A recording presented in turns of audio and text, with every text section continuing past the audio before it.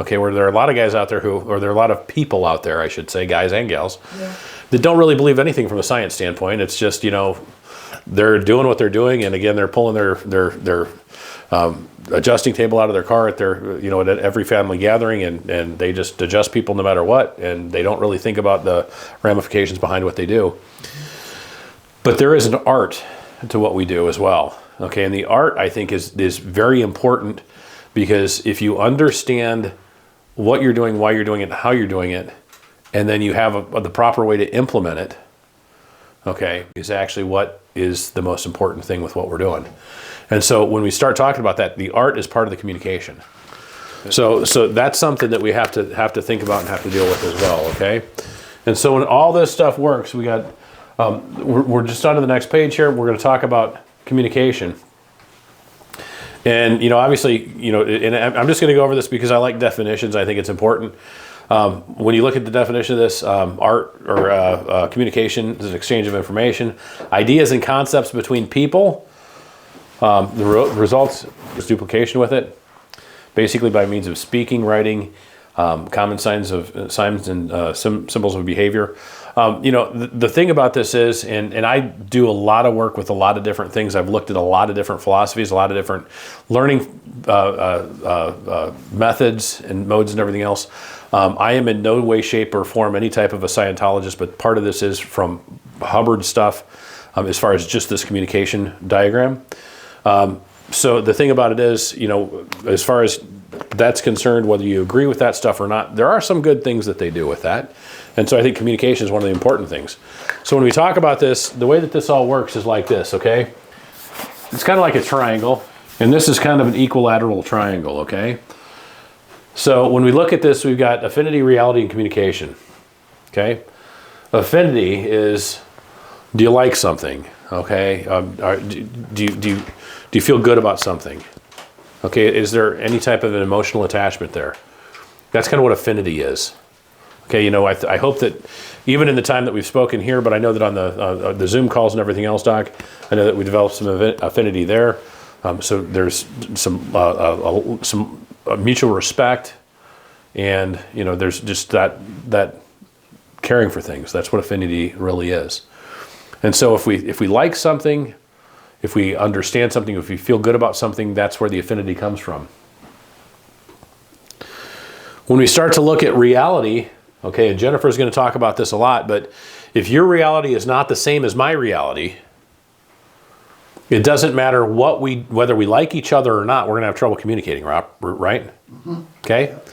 So if you think about it, if because this is an equilateral triangle, okay, if everything is equal, then we're going to have good communication then, right? But if we shorten up one of these lines and the affinity isn't really there, but the reality really is, what's going to happen then? Well, it's one of those harsh conversations that you have that you really don't like the person after you're done with, right? Mm-hmm. Okay? If we like each other, but our reality is completely different, it's really hard to communicate, right? And it's really hard to come to the same agreement as far as what we're doing. I'm going to have Jennifer handle this in her way. I like to deal with it like this. When we're dealing with patients, and when we're talking about communication, it's very important to make sure that we try to make sure that we have the same reality, and at the same time that we're not creating an adversarial relationship, okay? So the idea behind this is when we're working with a patient who has a problem, okay? If you walk into my office and your leg is severed below the knee, okay, and I say, it's not a big deal. We actually treat that every single day. We'll have you up and running no time. You'll be back to normal in 2 days. Does that sound like it's possible? It's not possible, right? Okay, if you come to me and you have a little scratch on your arm, and I say, you know what, we're gonna have to actually bandage that thing up and immobilize your arm for the next 2 years for that to heal properly. It doesn't make any sense either, does it? Okay? So what happens with all this stuff is if we're not working with this correctly, okay, if our reality isn't the same, and if we don't have any affinity here, we're going to have really a lot of trouble with communications, okay? Jennifer likes to use a pen where she hands you a pen and she says, what color is the pen? Okay? And she's going to tell you it's purple. But I like the way that she does it, because it always makes me laugh. Okay, but at the same time, I do this with patients because I think that this is the most important thing that we can do. If you have a reality that's not the same as the patient's, it doesn't matter how great your treatment is. It doesn't matter. It could be the best damn thing on the planet, best thing since sliced bread. If your reality doesn't match the patient's reality, it doesn't matter. You're not going to have good communication. And if you don't have good communication, you know what happens? Patients are going to walk out the office. They're not going to ever come in to see you because they don't believe that you understand what you're talking about, number one. And number two, they don't feel that your reality is their reality. They don't think that you know what's going on. You haven't been listening to them. This is the reason when we go through everything that we go through with the patients, we actually go through and we ask the patients questions to find out what they've done in the past, where they've gone, what they've experienced, because we want to know what that patient's reality is. At the same time we're doing that, have you ever talked to somebody on the, I guess probably the best way to say it is, have you ever gone to a party, okay, and you met somebody, and you start talking to them, and the funniest thing about it is that patient, they're always patients to me, they're always potential patients anyway, right? But that person that you talk to didn't do anything but ask you questions the whole time. You got to talk about yourself a lot and everything else. By the time you're all done, you walk out of there and you're like, man, I don't know. I just had the best time at the party I've ever had. You know, I don't know anything about the guy I was talking to, but man, I'm sure that they really like me at this point because we had a really nice conversation, right? Done that, right? I'm sure. I think we all have. And the idea there is people really like to talk about themselves, okay? And it makes you like them more. People, when you're talking to someone else, okay, and you're answering a lot of questions and they're asking you a lot of questions, in a lot of cases, the person who does a lot of the talking, when they're all done, they really like the person who's asking all the questions, even though you're not responding necessarily. Or if you're responding just in affirmations about, oh, you know, this is good or that's good or whatever, you know, if you're responding in those affirmations, what happens is you're endorsing what they're talking about to a certain extent.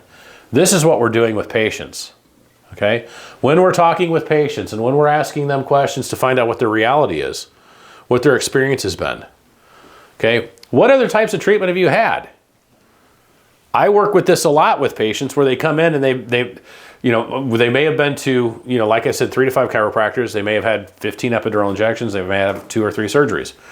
That's somebody who's going to think that they have a lot more serious problem than somebody who was out over the weekend and they were working on the honey-do list and they decided to cut down a tree and start moving things into a trailer without actually having the proper equipment to do it. Okay, does that make sense?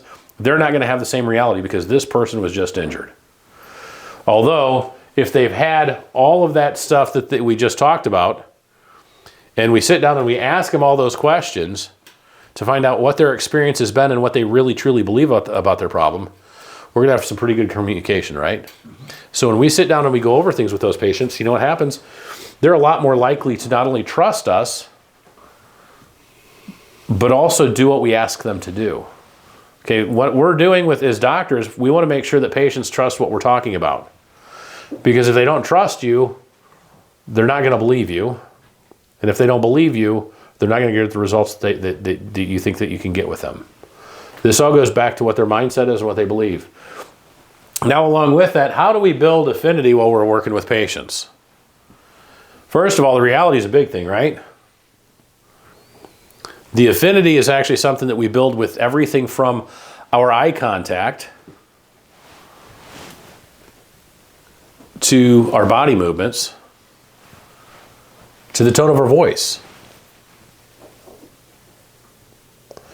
And this is something that's very important for us to really understand, okay?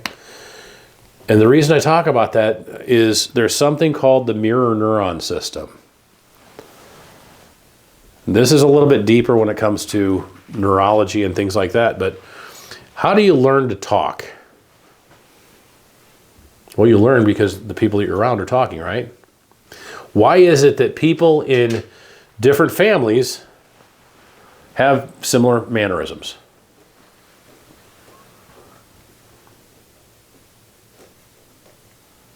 The reason we have different mannerisms is because the people we're around are the people we learn from first, okay?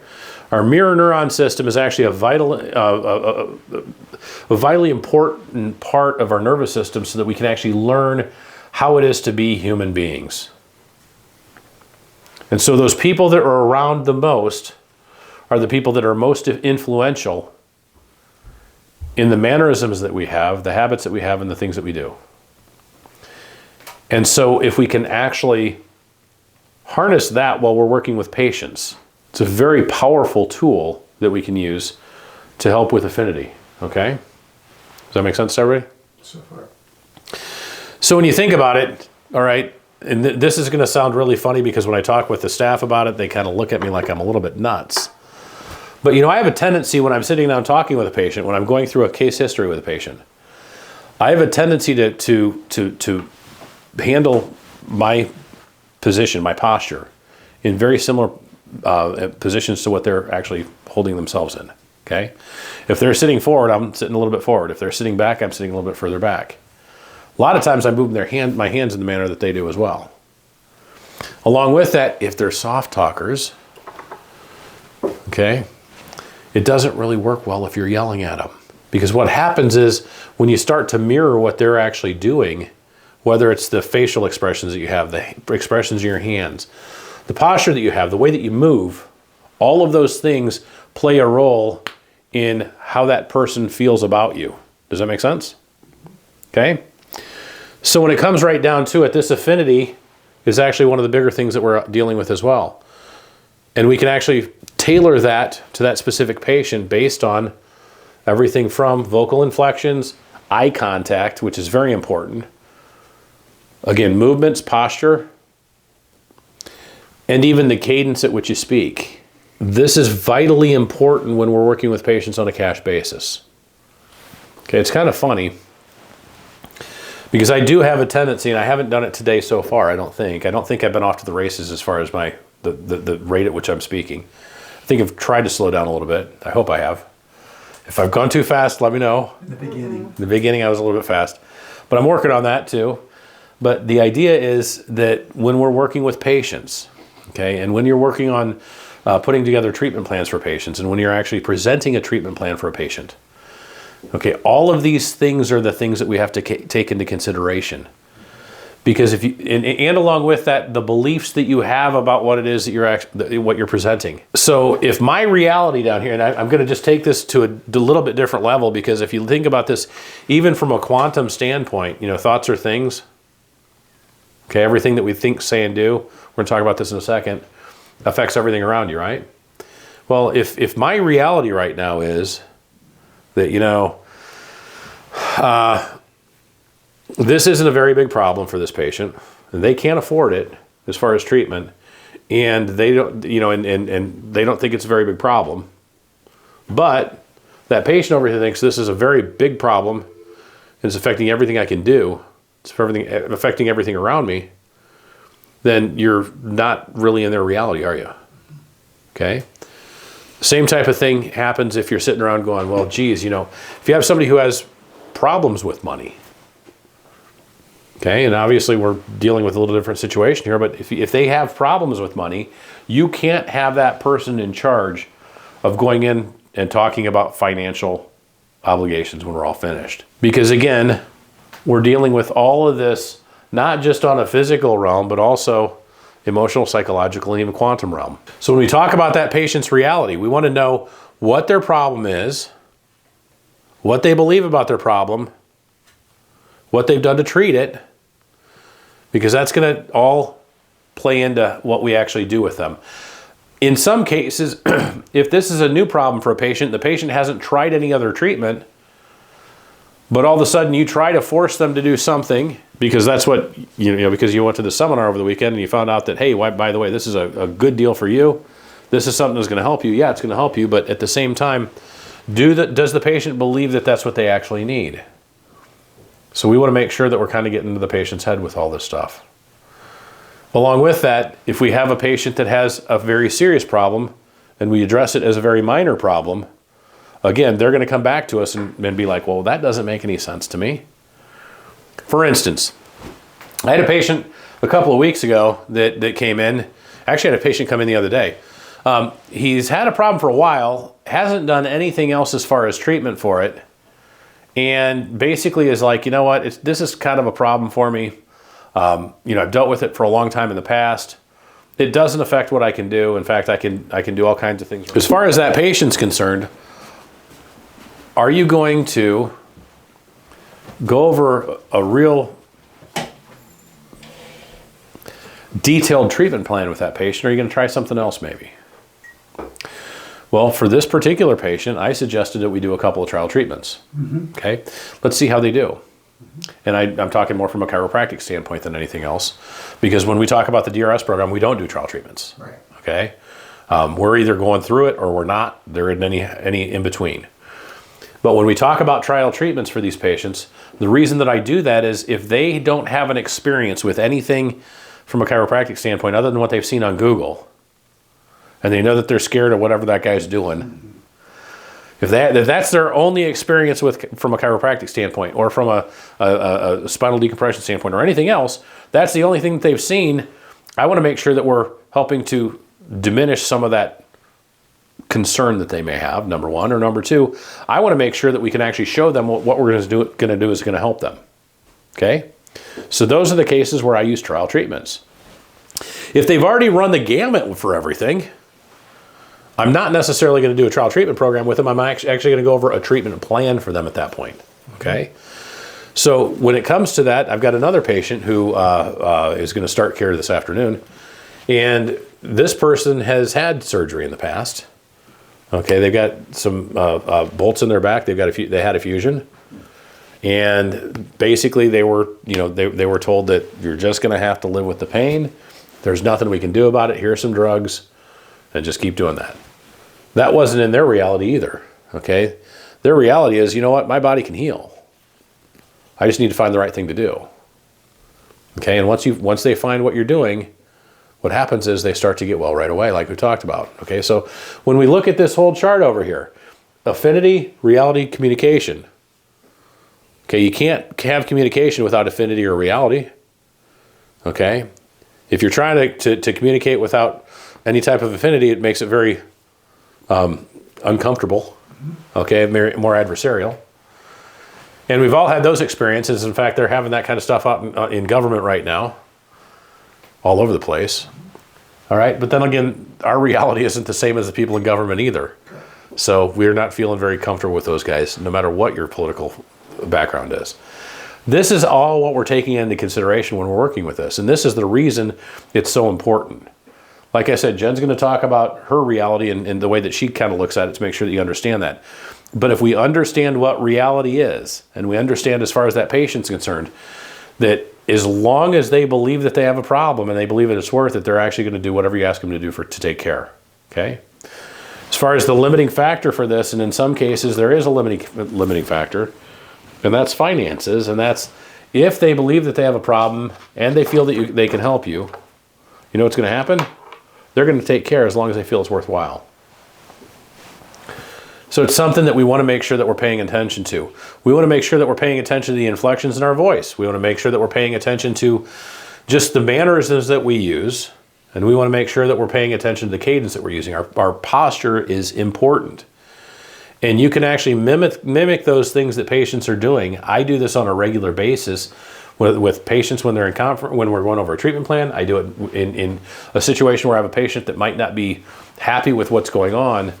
I try to assume a posture that's going to be more comfortable for them, so that what happens is we automatically develop some affinity, and so we can get back into reality and communication again. Does that make sense, everybody? Okay. So this is something that's very important to make sure that we're doing, and I think it's something that we want to make sure that we're all paying close attention to. Now, anybody have any questions about communication like this? Can you go over the limiting factor a little bit more? Limiting factor. Okay.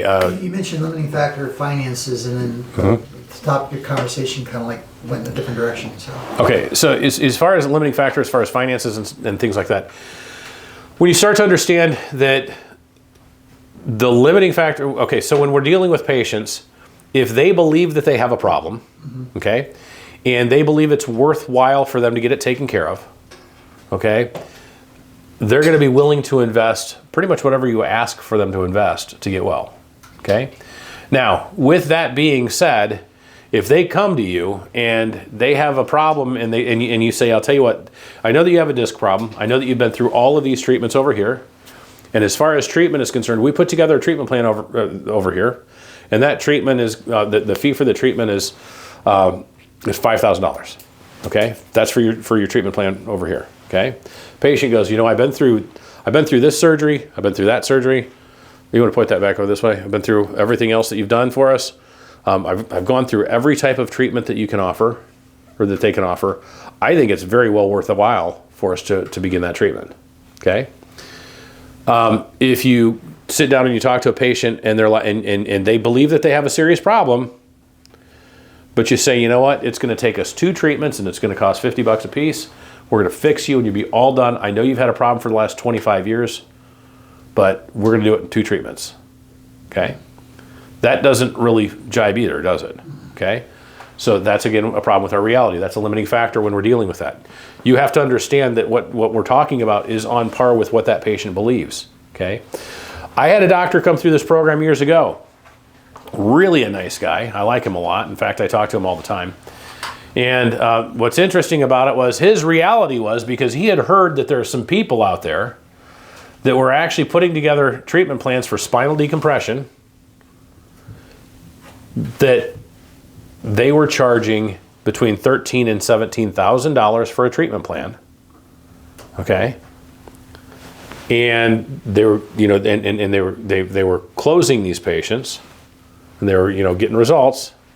Okay, but what he didn't tell you is that they were closing like 1 out of 30, or starting 1 out of 30 patients, because what happened is that reality was way outside the limits of what that patient believed that their problem was. Does that make sense? Yes, sir. So what happens here is when you start to realize this guy came in here, he was 1 for 33 in report of findings. Okay?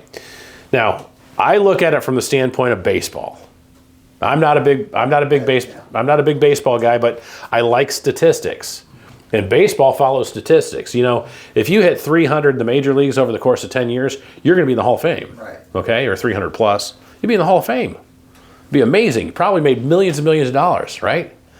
For hitting 3 out of 10 times at bat during the course of your 10-year career. I got to tell you what, if I was hitting 300 in my office, I'd want to kill myself.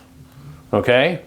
Because frankly, that's not in my reality, first of all. And second of all, if I was giving that many reports and experiencing that much rejection, I think that there was a problem with me. When it comes to what we've been able to do over the course of the last 27 years, and I'm not going to give you the exact numbers here, but our overall statistics are close to 90%. So we're hitting about 9 out of 10 over the course of the last 10 years. Over the course of the last 27 years. Okay? If I'm batting 900 in the major leagues, they would actually name the Hall of Fame after me, right? And I would have made millions of dollars, okay? Well, the fact is, we made millions and millions of dollars doing this and having close to a 9 out of 10 close rate. So batting 900. Not quite, but pretty darn close. That's pretty amazing over the course of that long. Okay? So when you think about it from that standpoint, the reason that I'm batting what I'm batting, and the reason we've been able to do what we're doing, and the reason that we've been able to help as many people as we have, and also to be able to be reimbursed in the manner that we have, is not because I'm going too low as far as their fees or too high. It's because I'm finding out what their reality is, and I'm making sure that I'm not crossing that limiting factor. Does that make sense? Yes. Okay? Yes. So all I can tell you is, if I was in the major leagues and only hitting 300, if I was in my practice and only hit 300, that would be the end of my time in practice. The interesting thing about this, when you start to look at it like that, you can look at this like it's a game. When you start to realize life truly is a game. Okay? Actually, I like to look at it like life's a grocery store. We can have whatever we want as long as we're willing to work for it. Okay? And at the same time, if you look at it like a game, life is an extremely fun game if we're actually making sure that we're enjoying the things that we're doing along the way, and that we're having fun doing them. Okay. For that reason, I find it more fun than anything to go over report of findings with patients, to see new patients and do report of findings and exams and histories and get those patients well. That's what I like to do. And when it comes right down to it, when we start to go, would you start 5 out of 5 patients in one day, or you start 3 out of 5 or 3 out of 3 patients in one day? Okay, it becomes a lot of fun. Not only financially rewarding, but also along with that, because there's a good acceptance for what you're doing. Okay, and that means that you're in the proper reality, and there is a lot of affinity for what you're doing, and that means that you're communicating properly. We had a client this week. She knows exactly what I'm talking about as soon as I start. But everything that you're discussing is hitting home with us, because this person had a medically confirmed, MRI confirmed L5-S1 disc herniation, had all the signs and symptoms. Everything was lined up perfect. Already had epidural injections, was being threatened with a surgery. Everything was perfect as far as that patient and being in line for what we do. I did everything I thought was right, and everything was perfect until my recommendations are this many times a week for this many weeks. I recommended 3 times a week for 6 weeks. Mm-hmm. Boom, instant, done. One of the parts of it. Mm-hmm. It was like it just shut the whole thing down. And I asked, I said, "What's your concern?" She said, "Money. I can't afford it." Right. So I'm trying to think if I truly connected affinity, reality, communication, that triangle was in place. Where did I screw up that person couldn't value? In my office right now, it's $45 an office visit. 18 times 45, that's an $800 care plan. Mm-hmm. There's no way she would have pulled a trigger on a $5,000 care plan doing what I did that day. So I'm just trying to process in my brain where I made that mistake. I know exactly where you're going with this, okay? And the funniest thing is, I wish Dr. Nick was down here right now, because he'd be able to answer this question for you coming from another office, okay? I have patients that are in this office right now that he saw while he was in another practice, okay? The other practice, it was a hybrid model where they saw patients on an insurance basis. They also saw patients from a cash standpoint, okay? And one of the interesting things was they're selling treatment plans for $1,200 or $1,300, okay? They were all, and I'm not disparaging anybody for any levels that they want to charge, whatever they feel that they're worth, that's great with me. But the deal is that the way and the manner in which that patient was handled and processed from the first time that they came through the door is actually where the problem started. Okay? And so we're going to learn a lot more about that as we go today and tomorrow. The big deal here is, though, and this is the thing you have to understand, is if you sit down and you say, okay, well, this, and this is what we're going to do, and it's going to see it for 8 weeks, the patient's sitting there in their mind going, okay, well, it's going to be this amount of money, and then all of a sudden they start thinking about all the concerns that they have, and they think about their objections first, okay? If we process that patient a little bit differently and give them the information that we need along the way, so that they don't make a rash decision, so that they're learning things along the way, we're giving them the information that they need, making sure that they feel comfortable, okay? And then along with that, giving them what they need to make the proper decision later on. What happens is all of a sudden these things start to change. As I mentioned, I've got patients in my office now that went to see them. They were using more of a high pressure technique to sell people, okay? And their close rate was less than 30%, okay? And their the ticket value was a lot less than what we do, okay? And his whole reality when he came to work with me, his whole reality was, people aren't willing to pay anything more than they're not willing to pay like that. They're not gonna pay for that. They're not gonna invest in their care like that. They're not gonna do anything that you're asking them to do. And then we did a couple of reports the first couple of days he was here. Not a couple, we did a lot of them.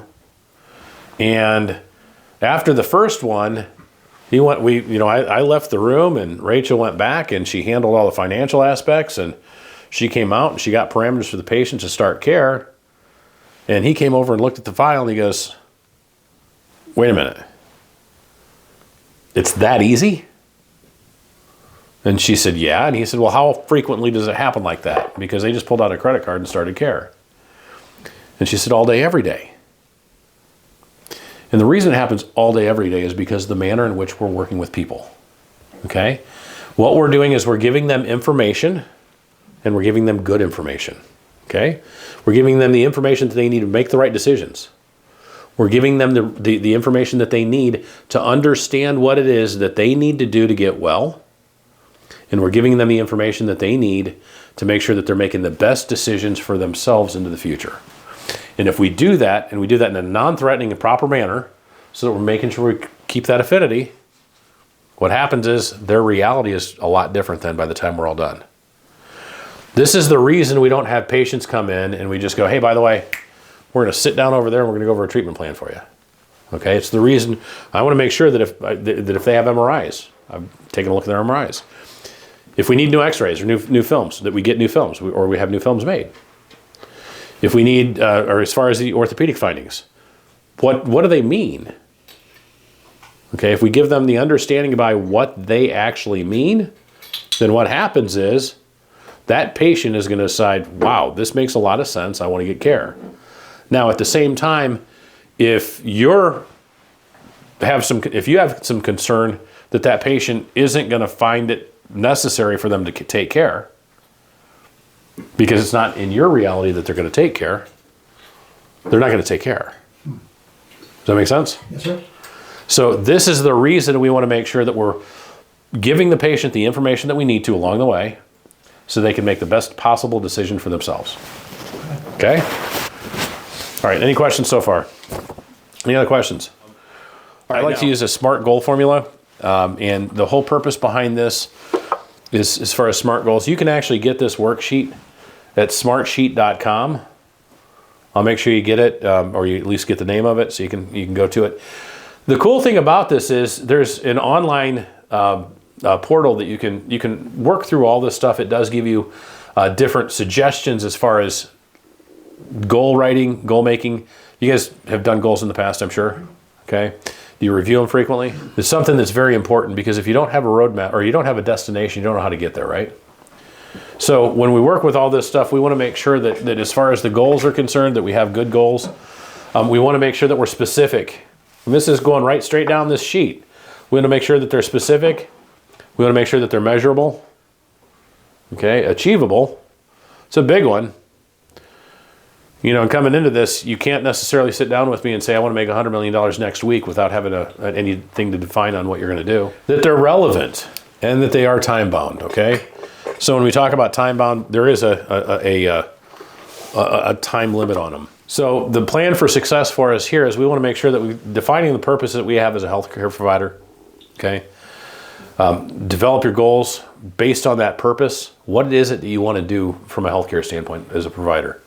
I mean, what do you want to do? Do you want to continue what you've been doing, or do you want to continue to grow at the rate that you have been growing? Do you want to grow exponentially on what you've done to this point? I mean, do we want to take this and kind of transform everything in your practice over to something else? If you do, that's great. We can do all that stuff, but we have to make sure that we define it. And we define what our goal is and what direction we're going. The reason people don't set goals, and I will tell you what, I've been responsible for this in my own past, where I haven't set goals. And then there are times where I do set goals. There are times where I've set goals that were way, way, way outside of my abilities at that point in time. There are other times where I hit them right on the head. Okay? But the reason people don't set goals is because of, number one is fear. People are afraid that they're not going to achieve what their goals are. If you have a poor self-image, that's a huge problem, because you don't believe you can achieve it anyway. Some people are just doubtful that goals even work. Going back through it, though, I can tell you, if you don't have a destination, it's really hard to put a roadmap together to where you want to get to. And so that's the reason we look at goals. Some people just don't know how, and that's the reason I like this sheet right here, because it's really easy to follow. As I mentioned, online, they have a portal where you can go through all of this stuff. And so be specific. What do you want to accomplish? What do you need to include in that? Why do you want, or when do you want to have this goal achieved? That's specific. If you're going to measure your progress, how can you tell whether you're successful? Whether you've achieved it? Do you have the skills required to achieve your goals? If not, what do you have to do to attain them? What skills do you need to add in? That's one of the reasons we're here today. What's the motivating factor in all this stuff? What do you really want to achieve? As far as relevancy, why am I setting these goals? Is it aligned with what my other objectives are?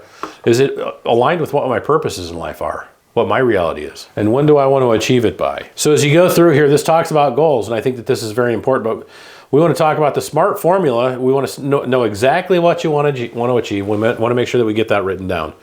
There are some times in the past, especially when we have more offices involved, where we actually sit down and have the offices kind of break up, and we actually have them at least sit down and put together their goals for what we're going to do this weekend. I've got a lot of information that I need to get and make sure that we are all in understanding on. So we're not going to work on these today. I'm going to make sure that you all work on these on your own. But again, I just want to go through all these. We want to write exactly what these goals are. List any obstacles that you may have. Okay, obstacles are opportunities in many cases. It's funny. We often think of an obstacle as an obstruction or a barrier. But in many cases, they really truly are opportunities for us to start looking at things differently. And they're very important in making sure that we're actually looking at the other things in a different manner in which we can achieve those goals that we want to achieve. Obviously, you want to identify people in groups and other things that you may have to work with to help you achieve it. Identify what else you need to know to reach these goals. These are important. Then develop a specific plan of action. So, the thing is, okay, you write your goal, make sure you're specific, okay? Want to make sure what it means or what it looks like when you attain it. We want to be specific about that. We want to actually work all the way down through all this. What else do we need to do? What else do we need to learn? Who do we need to put ourselves in touch with to be able to attain this stuff? And then we have to put together our action plan specifically so that we make sure that we know what we need to do to follow it. So again, you can list your goals, but if you don't have a plan to follow it or to achieve it, it doesn't really matter. And then we want to make sure that we have a date that we're going to achieve it by.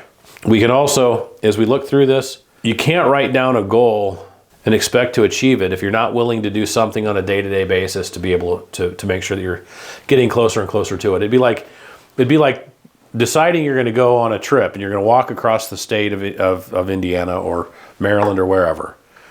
And you go out one day and you take a couple of steps, you walk maybe a quarter of a mile or a half mile, and then you just sit down and go, okay, well, I'm done with that one. You're never going to make it across the state that way. We have to make sure that we're doing something daily to actually affect it. It may just be that you want to sit down and you want to put together your list of affirmations, so that every day you wake up and you do your affirmations, you tell yourself how great you are or what it is that you want to be able to achieve and that you actually achieved it. Those are all parts of what we're doing. Along with that, we want to make sure that we're reviewing the stuff on a day-to-day basis. There's a guy I listened to a long time ago, and one of the things that he always said was that it's very important to make sure that you listen to these things, or that you review any goals that you have and what you've done during the course of that day for at least 10 minutes before you go to sleep at night. Because what happens when you go to sleep at night is your subconscious mind has an ability to make other things happen. This isn't something that just it takes place out in the ether or anything like that. It's something that if you're actively focusing on it and you're actually pursuing it, your subconscious mind will actually get those people involved that need to be. So we want to make sure that we're doing that. Obviously, we want to make sure that we have a solid integrity or a solid foundation in honesty, integrity, trust, work ethic, character. These are all things that we have to make sure that we're doing. And respect. Respect not only for yourself, but also for the goals that you're actually putting together. Some other things, and this is something that most people don't really think about. It's been a while since I've done this, so I'm glad that I'm reviewing this myself, but that's change and improve your vocabulary. There's something to be learned about learning a new word, the definition of it, and the usage of the word on a day-to-day basis, because what happens is you're expanding your mind. Getting back to being in a rut, it's very easy for us to get in a rut if we're not following different things, if we're not planning on different things, if we're not changing, if we're not growing. I said earlier that every 5 years, we have to make a change. Really, it's you have to redefine yourself every 5 years. Otherwise, you're not only stagnant, but you do begin to die. Or at least your desire begins to die. All those things that you want in life, they start to die. So we have to redefine who we are. And in something as little as learning a new word. Something else that you can do with this, and this is something that I've done in the past. I'm looking at this, and this is the great thing about this. As I look through this, I'm like, well, you know what? That's something I haven't been doing as much lately. But you can get review services as far as books, so you don't have to read the whole book. You know, it's funny because in books, I think they say 95% of all the words in books are actually absolutely irrelevant. Did you know that? 95% of the words. So if you only had to read 5% of a book to get what you need to out of that book, that shortens things up a lot. And you can do that through different types of review services. They have all kinds of these things online now, okay? I've done a course in the past, it's called Photo Reading, where you can literally look at a book and you know, there is some preparation to it and everything else, but where you can actually literally look at the book, turn the pages, and then by the time you're done, you have an at least understanding of the concept of what was in the book. And in many cases, you know, you have a very good understanding of what you're actually looking at. If you think about it and you think that that's impossible, I thought it was impossible too the first time I heard about it. And I started talking with the doctor who told me about it. He's a real good friend of mine. He's actually a neurologist, chiropractic neurologist. And he's the one who got me started on all this. And I worked with my daughter on this, and she had a little bit of trouble she's very kinesthetic. So if she wasn't moving, okay, she didn't spell or she didn't do math or anything like that very well. And then we got her onto this photo reading thing, and we were making sure that she was moving a little bit during the whole thing. And the interesting thing is her improvement in cognition and everything else, everything she was reading, remembering, went through the charts at that point. And part of it was because we learned how to do this. But for proof that you can do it, have you ever heard of an autistic kid that can look at a book and look through the whole book and be able to recite to you from the page number exactly what was on that page? You ever heard about that? So that's just the way the kid's mind is wired, right? And he's autistic, so he's supposed to be not necessarily as intelligent as everybody else. He's well developed, I guess is a better way to say it, right? At the same time, if that kid can do it, just by looking at a page once, just for a fraction of a second, and can come back after looking at the whole book and tell you verbatim on the page, the part of the page that you're talking about, what's actually on that page, that would tell me that every single one of us has the ability to do that. Does that make sense? And so when it comes to that type of thing, these are things that we need to do to make sure that we're expanding our mind. And then along with that, putting those things into practice. That's the reason that doing things like adding on just a different word every day, or making sure that we're exposing ourselves to different concepts, or book or article programs that you don't have to read the whole thing. You don't have to look at the whole thing, but you can just get a synopsis of it, and it usually takes about 10 to 15 minutes either to read or listen to. So something I would recommend. Obviously, positive mental attitude, positive affirmations. Guard your words, guard your thoughts. You know, if you're not a good shepherd of your own thoughts, you're not going to be a good shepherd of anything. And we have to be a good shepherd of our own thoughts because, frankly, if you're not, what happens is all that negativity in life starts to control everything. You know, unfortunately, negativity reigns supreme, doesn't it? It's a lot easier to be negative than it is to be positive. And that's something that we've seen for years. You know, what do they say? It takes a lot more muscles to frown than it does to smile, doesn't it? But at the same time, it's a lot easier to be negative because, you know, it takes some energy sometimes to be positive. It takes some energy to have that positive mental attitude and to actually have that positive focus in life. It takes energy to be able to be, do, and have more. It takes energy to be able to achieve things. And those are the problems that we have. In many cases, you know, we forget about the fact that, hey, you know what? I want to be, do, and have more. I want everybody that's around me to be, do, and have more. When we start to look at things like jealousy, or when we start to look at things like, you know, lack or limitation, unfortunately, those are the things that have guided most people. And when we look at what we're doing here, you know, the interesting thing about it is when I'm focused on making sure that patients are getting well, you'd be amazed at how difficult it is to see all the new patients that we see. And if I'm upset about something or concerned about something, or I have some fear about something that may come up, you know what? It's always funny because that always affects everything that we see as well. So when we talk about that, we do need to make sure we have a positive mental attitude. All right, we're going to just speed through this part here real quick, but we're going to talk about divide your goals into smaller steps. it's really easy to have a big goal. It's really easy to have a 5-year goal. The thing is, you have to develop steps along the way to make sure that you can actually achieve it, because you can't achieve it all at once. And that's something that most people have a hard time doing. They have a hard time breaking things down. Make sure you're completing a step at a time. Again, this is all very important to make sure that we're achieving what we want to do. Shape up physically, mentally, and spiritually. Okay, some people, everybody has a little bit of a triangle that leans to one side or the other.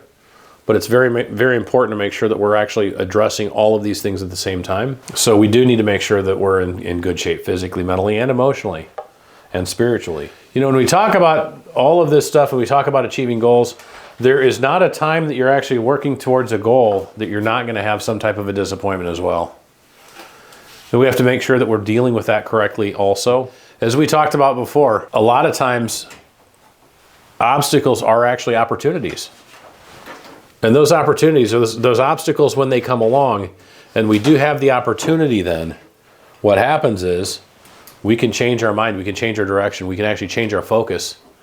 And as we change our focus, it helps us to redefine what it is that we want. And maybe it changes the end goal. Even though you have one goal in mind, it doesn't mean that it has to be set in stone. The thing is, along the way, a lot of times what happens is you may change your mind, you may change your focus, you may change what it is that you actually really desire to have. And when we change that, you know what happens? It may put you in a whole different direction. It may put you in a whole different hemisphere, but we want to make sure that we're doing that. We got to discipline ourselves really throughout the day and make sure, again, we're being a good shepherd of our thoughts, because sometimes it's easy to let those things wander. The problem is the negativity is where a lot of this comes in. And if that negativity is coming out, you know what happens? It's very hard to focus on anything else. Something here, and it is underlined, and I think that this is very important, but share only certain goals with others. If you want to share those goals, give up, or you want to share things like giving up smoking, alcohol, drugs, anger, weight loss, things like that, things that make you accountable, but don't share goals that might be in competition with somebody else, okay, or that might prevent you from attaining your goals, okay? There are certain people, obviously, you can trust with this, spouses, friend, very, very close friends, things like that. But whenever we have goals that might be in competition with somebody else's reality, very often they have a tendency to work to tear those things down. And so we have to make sure that when we're dealing with these goals, that we're only talking to the people that are actually really relevant in that goal. And if we do that, we focus on these goals, we focus on what it is that we're doing, you know what's going to happen? We're going to be a lot more likely to be successful. And along with that, we're going to be a lot more likely to not have the obstacles or the things thrown in our way. So we want to make sure that we're just supporting these, that we're working on people that are going to support these with us. Obviously, we want to learn how to be a team player so that, it's kind of easy to be a one-man show a lot of times. I know. I've had this problem myself in a lot of situations because I'm the greatest person there is at what I do. There isn't anybody that can do what I do the way that I do it. And I'm not afraid to tell you that.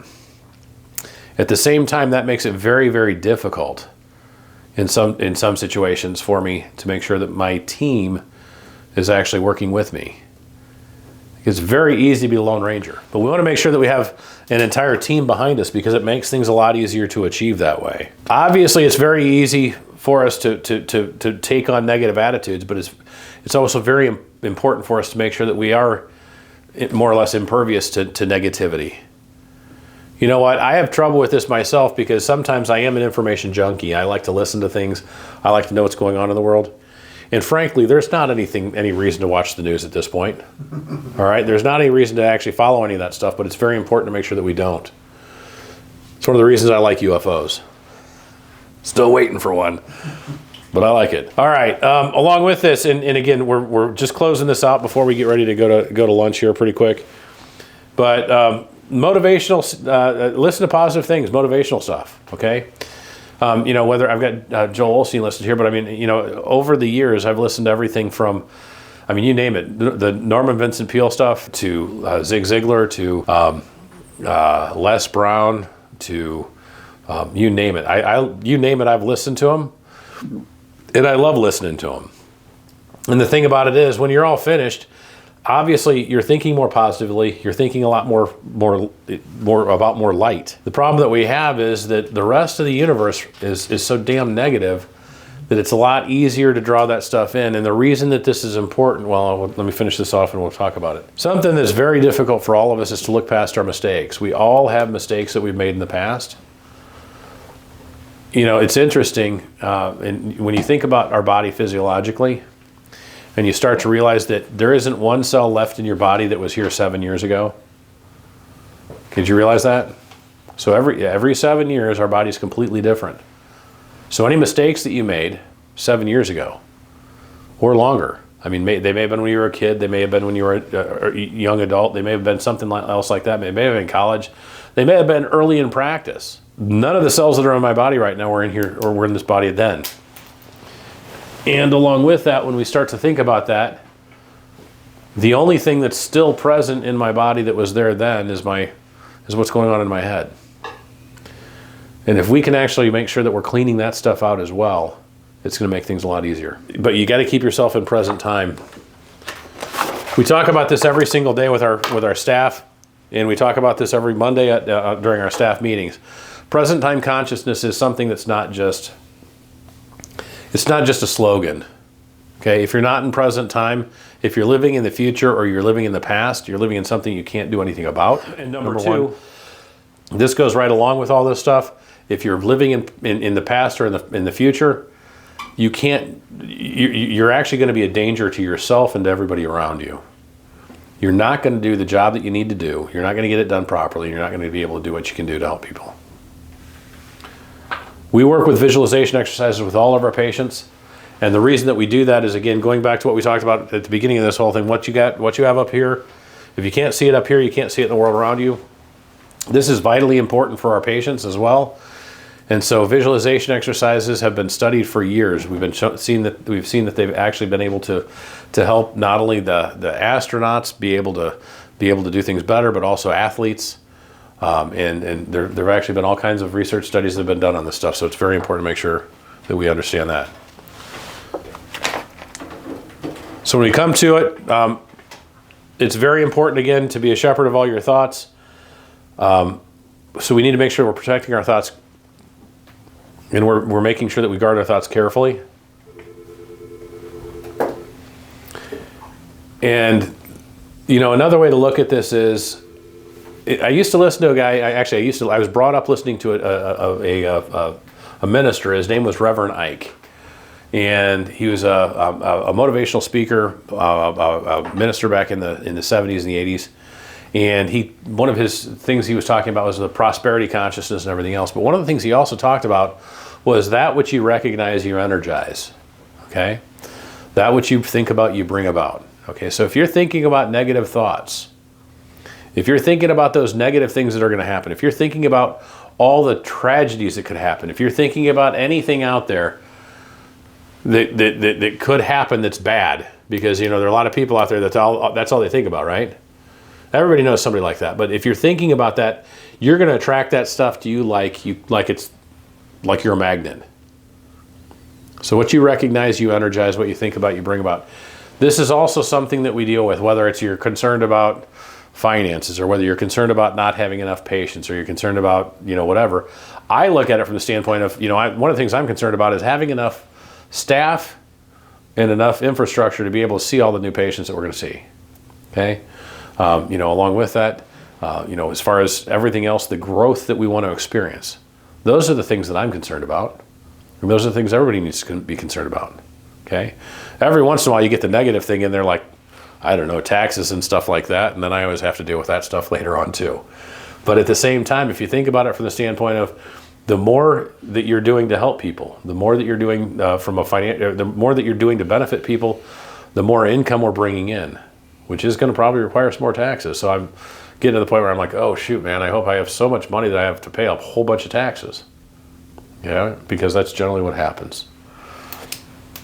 I'm going to carefully choose the people that we associate with as well. You know, you are the 4 people that you spend the most time with during the course of the day.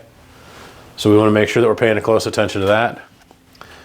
we have all that. We as far as affirmations, visualizations, if you don't have one, make sure you create a list of affirmations in an affirmation board. Because sometimes as we look at all this stuff, it's very difficult to make sure that we're paying attention to that. So it's very difficult to remember what our affirmations are. It's very difficult to remember those things that we really want to be, do, and have. All those things that are great about ourselves, those are the things that we need to make sure we remind ourselves about all the time. So we want to make sure that we're doing that. Develop that whole I can do all things attitude. I can do all things through God who's with me. And then obviously we want to recognize any obstacles that are in our road. But I think the most important thing about all this stuff is what you recognize, you energize, and what you think about, you bring about.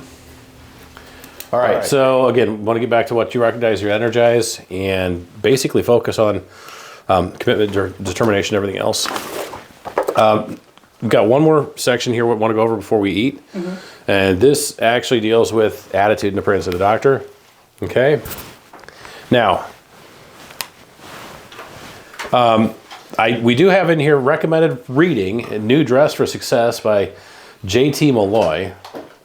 It's tried and true primer for conservative dress, okay? Now, the big thing about this is, and also it says here, we also have listed in here your image of yourself, and the image that you project to others is very important. Invest in inside the office, outside the office, things like that. This is very important to understand, but I'm wearing a suit and tie today. Okay, and I started out in practice wearing a suit and tie every single day.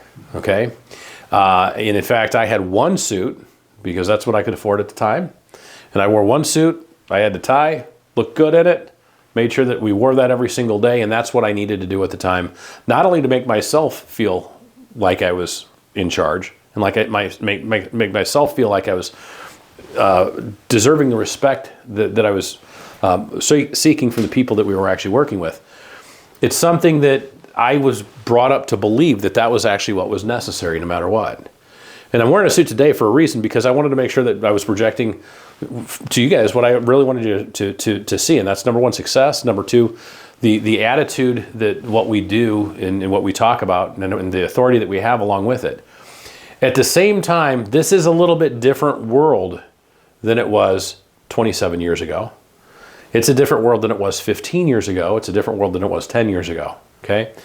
And if you look at professional dress at this point, there is a difference in professional dress now than there was 27 years ago, or 10 years ago, or 5 years ago. And so the idea here is what we want to make sure that you're projecting is whatever makes you feel successful, first of all, and secondly, doesn't make you feel like you're going to the gym, okay? As far as working with this success or a successful appearance at this point, I do recommend you wear a lab coat, okay? Because that does give you some authority in the patient's mind. They're used to seeing doctors in the past in lab coats. The interesting thing, if you look at my staff at this point, Jen's going to talk about office standardization later on, but if you look at my staff, they're all wearing scrubs that match. The reason they're wearing scrubs that match is you go to the hospital and they're all wearing scrubs that match. Okay, the idea here, the medical community as a whole did go through a period where they got away from wearing suits and ties completely. They're starting to do it more now again. But at the same time, one of the things that I've witnessed is that between the banking crisis that we had in 2007, 2008, 2009, and some of the other things that happened in the mid-teens, people are a lot less trusting of people who are wearing ties all the time. They think of bankers. Okay, they think of attorneys, and they think of things that they just don't like. If you feel comfortable wearing a suit and tie, I'd recommend it. If you feel comfortable with with a nice shirt with a logo embroidered on it, that's certainly one of the things that is considered professional dress now. Okay, I would recommend that you do whatever you feel comfortable with. And obviously make sure that your shirts are pressed, and I like to have all mine dry cleaned, that everything is nice and clean and it looks good. But at the same time, I used to tell everybody, no matter what, you needed to wear a suit and tie. I used to think that I needed to wear a suit and tie. And several years ago, my mom passed away, and I decided I wasn't going to wear a suit and tie anymore for a little while, and just kind of changed my attitude. I took off some of the really expensive shoes that I was wearing and started wearing more of a comfortable shoe, because by the end of the day, my feet hurt like hell. and I started to realize that, you know what, maybe it's not just the way I look or dress. It's the attitude that I'm able to express to people and the confidence that I have in what I'm doing. The interesting thing is I took off my shirt, my suit and tie, and I changed into things that have monograms on them as far as our logos and things like that. And I can tell you what, we helped more people and made more money doing that and had better success than I did in all those years I was wearing a suit and tie. Now, don't get me wrong, that's because that was from the time I started until the time I'd been in practice for about 10 or 15 years. And we've grown exponentially since then. So it's not what you wear, it's how you subject, or how you express what you're doing. And you have to feel comfortable in whatever it is that what you're wearing or doing, okay? I do have a tendency to like to look at least business casual at this point. So I do wear sport coats. I do wear nice outfits and things like that. And I like to look professional. I like to feel professional, because a lot of times it makes me feel more professional. Does that mean I have to wear a tie every day? No. And unless you really enjoy wearing ties, I don't necessarily recommend it. I mean, most of the people that I know at this point that are in big business, they wear ties when they have to go to meetings. And along with that, you know, again, we always want to make sure we're dressing for success. So, you know, the idea is make sure when you're standardizing your office, you put something together that looks good as far as color coordination and everything else. Make sure that everybody's wearing the same type of an outfit. The doctor, though, I mean, again, I like to make sure that I'm wearing a lab coat. And a lot of that's because I'm touching people all day long. Can I ask what you wear now? This is an office outfit. Okay. And what do you wear? Okay.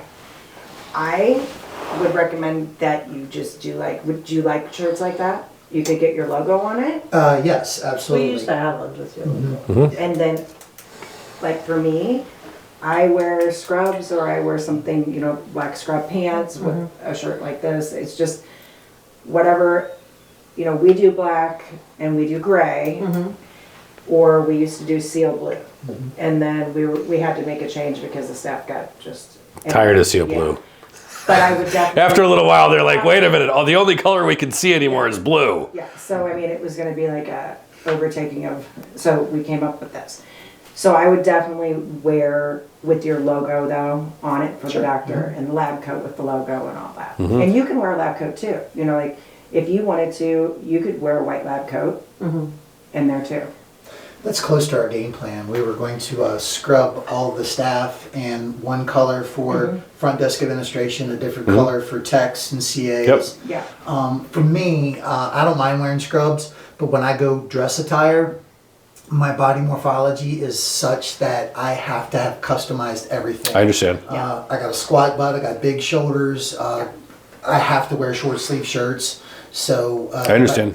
Yes. If I go custom, it's way too I get expensive it. for me right now. Well, you wore suits. I mean, in the very Used to. beginning. I understand. Yeah. But you're in great shape. And so right now you wear like your pants and a shirt. I think as long as you just got your logo and everything, you'd be fine. Yeah, I think so And you wear a too. lab coat, correct? No, ma'am. Okay. We gotta get you a lab coat. That's really a huge shocker for my people. No. Well, let's start out with something embroidered, and then as far as that's concerned, we can, you know, as far as the lab coat, that's something that let's at least put it on the wish list. I think you'll like it. Okay, so obviously invest and reinvest in the inside and outside your office. You know, as I mentioned earlier, we have to redefine ourselves. I think every 3 to 5 years. 5 years is on the long side. We are redoing something or doing something new. Literally every year we're adding something on or we're changing something. And I've done this, I had done this very steadily up until we had a surprise 10 years ago, and he's 10 now. And I took a couple years off. And the funny thing about it is I took a couple years off, and then all of a sudden I started going, there's something wrong here. I'm not sure exactly what it is. This is about 5 years ago. And I started going, there's something I got to change, and I'm not sure what it is. And Jen goes, well, you used to do something, you used to figure something new or add something new on at least every 3 years, usually every year. And the funny thing I found out about was if I got again, going back to a rut, it's a grave with two open ends. But the thing is, when you become satisfied with what it is that you're doing that way, everything becomes stagnant. You don't have as much fun doing what you're doing. It's a lot more fun to implement new things than it is to just continue to do the same dang thing over and over and over again. So we want to make sure that we're paying real close attention to that. Also, along with that, as far as attitude, appearance, and everything else, we want to make sure that this also, the reason for things like a lab coat, it does give you more authority when you're looking, or when the patients are in the patient's mind, because they look at you then like you're an authority. They all remember, hey, you know what? The doctors are always wearing a lab coat, or at least they have been ever since they were kids. I still walk into rooms right now with little kids who didn't listen to me, their parents didn't listen to me, they went over and got a shot, and then they come into the treatment room with me, and I'm wearing a lab coat, and the kids are freaked out in the corner going, wait a minute. I'm like, I'm not going to give you a shot. I don't even like needles. And these are, real young kids. But that is something that's been not inborn into us, but kind of forced into our own psyche over the course of many, many years. For us to be able to do all of this stuff, we want to be able to confront patients, okay? We have to be able to confront the money issues that we have, or we have had. This goes back to what we're talking about before. If you're afraid to talk to your patients, if you're afraid to confront patients, if you're afraid to make them accountable for what they're doing, we're going to have a lot of trouble, right? We're going to have a lot of trouble getting them to do what we ask them to do, getting the results that we want, and making sure that we're making the changes in their life that we want, right? And so the idea there is that could be a problem if we have trouble confronting patients. If we have trouble with money issues, that's going to be a huge problem. If we have somebody who's in charge of the money. So if you have somebody who can't confront patients, and they also have an issue with money, all right, you're going to have trouble having somebody sit down and go over a treatment plan with them, aren't you? It's very difficult if they can't look somebody in the eye and say, hey, by the way, your treatment for this care is, we're going to see you 25 times during the course of the next 6 weeks. Your entire treatment program is going to run $49.85. If you can't look at somebody, you can't do that, you are going to have trouble being able to not only close the report of findings, and your batting average is going to be below 300, okay, which is, again, suicidal for me. And we're going to have trouble being able to do and have everything that we want.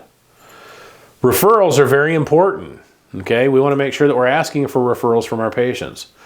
Years ago, I listened to David Singer, and he'd say, I got a bunch of referrals because I would tell people, you know what? I can't let you go as a patient. I can't release you from care unless you bring me at least one referral. I always got a kick out of that, but I thought, you know what? Really, it's kind of true. At the same time, we do have a referral program that we use that we have the girls actually implement for us. It makes things really easy. If you're always asking for referrals, okay, you're always going to be working to get new patients in the office too. Okay, referrals are a huge source of what we do.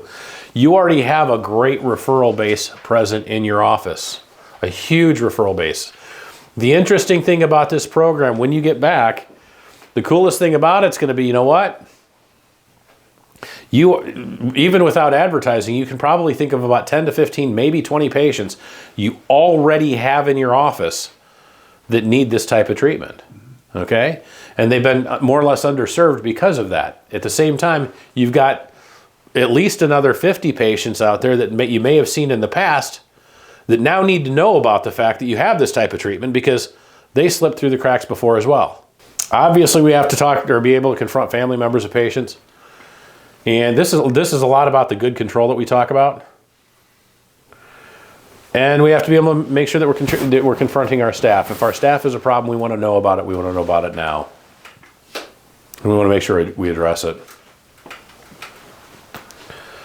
Obviously, the weak areas of our business are something that we want to make sure that we identify as well, and we identify those immediately, okay? We have a little different situation than you do because I think we have about 15 full-time girls, okay? So the dynamics there are a little bit different than what they are in your office. Yes. Does that make it any less relevant? No, okay? And the thing is, we want to make sure that whatever situation you are building, that you're going to build the strongest possible infrastructure that you can. And so the problem with this is at times some people can actually be, and they can be the right person for the right job. you know, they might, in a year or two, they may not be in the same situation that they were then. So we have to look at making sure that we're limiting problems.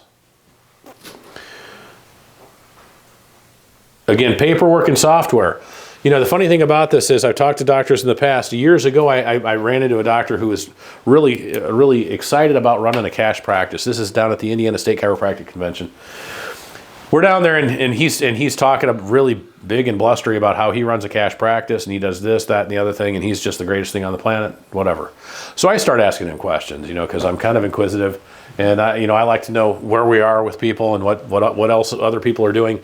And I started asking him questions about, you know, what he was doing as far as treatment and how he was doing things as far as this and that and the other thing and presenting treatment plans. And then I got to another question. I said, well, what do you do about records? He's like, well, I don't take any. I don't keep any. I looked at him and I said, what? He said, well, I'm a cash practice. We don't have to have records. And I looked at him and I said, man, I'll tell you what, you got to understand one thing. That's the biggest mistake you could ever make. And he's like, no, see, it's not really that bad. I said, well, what happens if you get a letter, you know, you get an insurance company that wants your records? And he said, well, I just sit down the night before and I write them all down. I said, really? He goes, yeah. I said, well, how do you do that? He said, oh, I don't know. I just pull out the stuff and I just know when they were there and I just write down their stuff. So that doesn't sound very good. I said, well, what happens if you have a problem with a patient and you get a letter from an attorney? He said, well, I just sit down the night before and I write down all the, you know, I get them all, write all their notes down and everything else. And I looked at him and I said, you don't think that two things. Number one, you don't think that those records are there for your safety and benefit so you can avoid problems. And they're also there for the patient's safety, right? He said, well, no. He said, the records are, you know, that's just whatever. And I looked at him and I said, the thing you got to understand is, first of all, they're there for your own protection. Making sure that you're actually identifying what the patient's problem is, what was done. We talk about this every single day with the girls. That we want to make sure that we have the patient's story in front of us and that we have a proper story for what actually took place in our office. Because you know what? Those records are there for your benefit and your protection as much as they are for the patient's. Along with that, we want to make sure that we have a proper document trail along the way. This is the reason we use things like questionnaires along the way, because they've been shown to be more objective than subjective. Yes. So we have the patients fill out questionnaires along the way, so that we've got a documentation of that. So that later on, if a patient comes back and says, you know what, you didn't help me at all. I pull their file out. Actually, I pull it up online, or not online, in my office, and I go, well, wait a minute. Okay, we started out with this type of a problem here, and then we progressed to this, this, and this, and when we released you, you were 90% better. You didn't have any of these problems, and I've got all this other documentation over here for you, okay? And they're like, well, and it's like, so none of that happened? Because you initialed all of these things all the way along the line. But along with that, something else that happens on a day-to-day basis here, I have patients saying, you know what?